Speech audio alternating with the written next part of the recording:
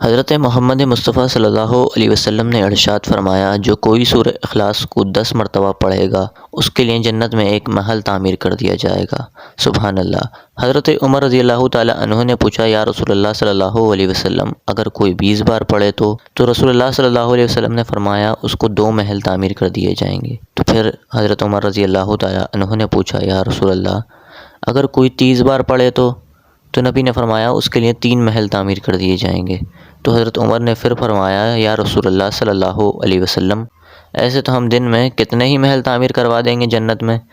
तो नबी ने फरमाया, ए उमर, तेरे पढ़ने में देर हो सकती है, उस रब के बनाने में देर नहीं हो सकती।